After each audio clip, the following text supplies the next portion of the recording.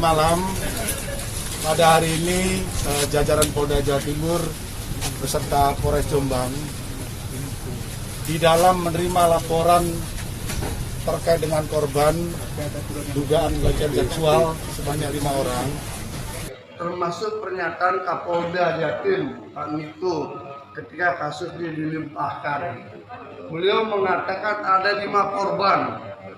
Bayangkan seorang pejabat resmi menyampaikan hal seperti itu, tentu itu akan dimaknai sebagai sebuah kebenaran oleh publik ketika masuk berita. Tetapi tadi sudah dibacakan dalam putusan itu disebutkan hanya 1 yang mengaku korban.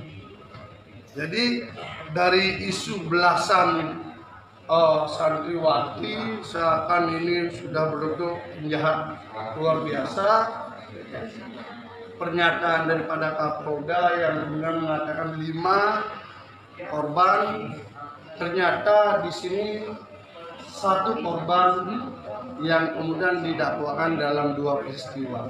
Tinggal kita uji saja.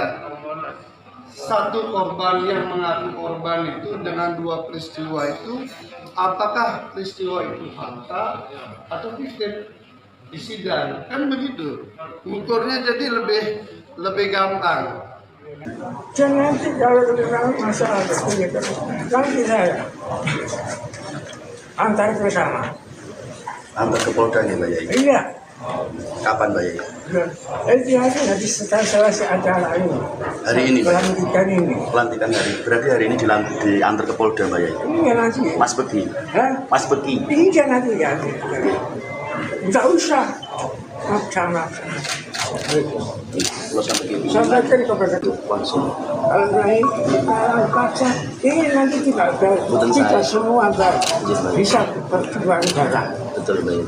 Gitu. Cinta NKRI. Jadi saya rasa ini sudah sama-sama selamat. Siap. Indonesia Raya selamat itu.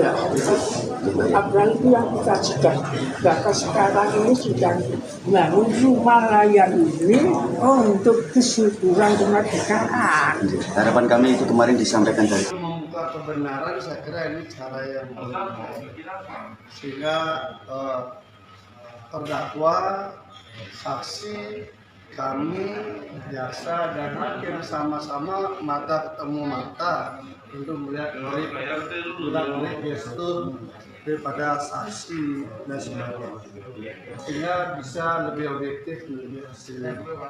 Karena sama-sama kita mencari keadilan. Jadi apa sih yang sebenarnya terjadi? Dan tadi kami dengan adanya eksepsi, teman-teman media kan hanya mengetahui sedikit dulu tentang kasusnya kan. Jadi selama ini teman-teman media juga mungkin termasuk yang menulis berita, mungkin beberapa berasumsi bahwa ada belasan santriwati di bawah umur sehingga Mas Beki distatuskan sebagai predator. Itu contoh 1. Kemudian yang kedua, termasuk pernyataan Kapolda Jatim Pak Niko ketika kasus dilimpahkan. Beliau mengatakan ada 5 korban. Bayangkan seorang pejabat resmi menyampaikan hal seperti itu, tentu itu akan dimaknai sebagai sebuah kebenaran oleh publik ketika masuk berita. Tetapi tadi sudah dibacakan dalam putusan itu disebutkan hanya 1 yang mengaku korban. Jadi dari isu belasan santriwati seakan ini sudah bentuk penjahat luar biasa. Pernyataan daripada Kapolda yang kemudian mengatakan 5 korban, ternyata di sini 1 korban yang kemudian didakwakan dalam 2 peristiwa. Tinggal kita uji saja. 1 korban yang mengaku korban itu dengan 2 peristiwa itu, apakah peristiwa itu fakta atau fiktif di sidang, kan begitu. Ukurnya jadi lebih gampang. Jadi teman-teman media juga bisa mulai mengecek kembali berita-berita sebelumnya, apakah dulu betul ada pernyataan seperti itu ya, belasan macam-macam lah ya. Tetapi secara formal yang kami baca yang dibuat oleh jaksa adalah hanya satu yang mengaku sebagai korban, usianya 20 tahun dan hari ini usianya 25 tahun. Jadi bukan anak-anak ya. Itu satu. Kemudian yang kedua, saya ingin sampaikan juga, apakah betul itu statusnya sebagai korban ataukah ada peristiwa lain?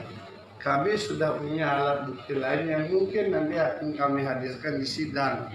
Apakah yang bersangkutan betul-betul sebagai korban atau memposisikan sebagai korban ketika proses rayu merayu itu gagal alias tidak diterima oleh Mas Beki.